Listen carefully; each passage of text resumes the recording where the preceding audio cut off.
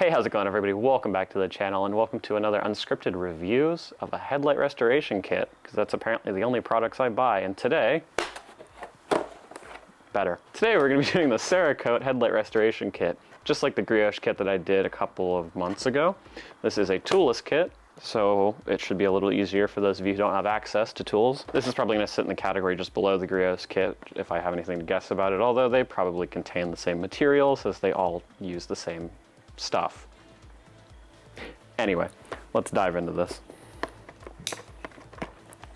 Oh, and the car we're working on today is going to be a friend of mine, Molly. I don't know if you've seen her in videos yet, but this is her, what year is it? 2011. Thank you. Thank you, Disembodied Voice. This is a 2011 Mitsubishi Lancer, not an Evo, although still quite fun. All right, so let's start digging into what comes in the box. Application instructions, don't need that. You get the headlight ceramic kit, which is pretty much the same as the Brioche one. Oh, you get a lot of these actually.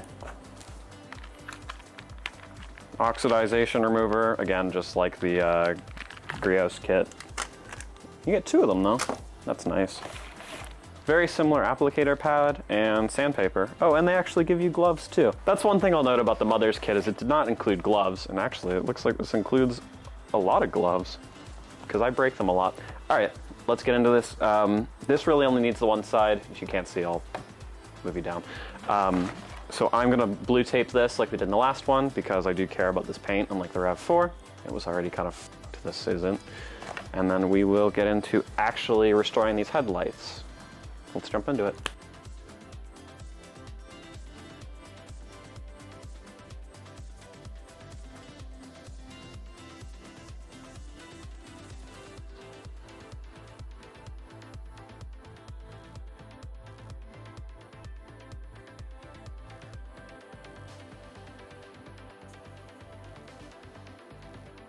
All right, so I'm not going to read the instructions because I already know how this goes, because it's the exact same as the Brioche kit. I thought I broke that. Basically what you're going to want to do, if you don't want to read the instructions either, you want to listen to some guy on the internet tell you how to do it. You're going to use the oxidization remover, this stuff. Then you're going to take the sandpaper, which is these little discs here. There's, I think, 3 different versions of them. Put them on this, and then scrub this all down. And then finally, you're going to take your ceramic and you're going to wipe this all on, and it will make it a little gummy for a couple of minutes, possibly half an hour to an hour, although it really doesn't matter in this case. And then the headlights will be good. This doesn't need any power tools, and this doesn't need the buffing step at the end. Personally, I prefer these kits because you don't have to use tools, but that's just me. Let's get into the oxidization remover. Kind reminder, if you're going to start messing with this stuff, make sure you have gloves on. Last time I did this, I opened these and almost smelling salted myself, so I can't imagine it getting on your hands is a good thing.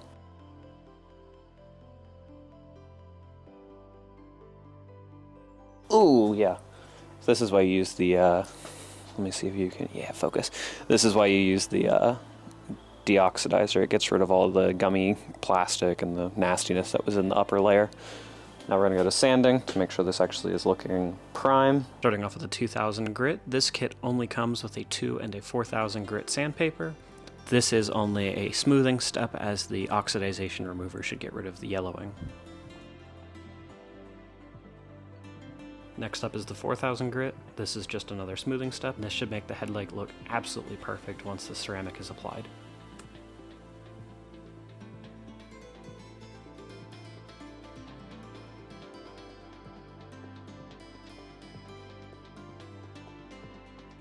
And now, if I can do a 50-50, that looks pretty good. It wasn't bad to start with, but it definitely looks a lot clearer now, and it should be easier for her to see at night. And that's really all these are meant for. So let's move on to the next headlight, and I will give my final thoughts.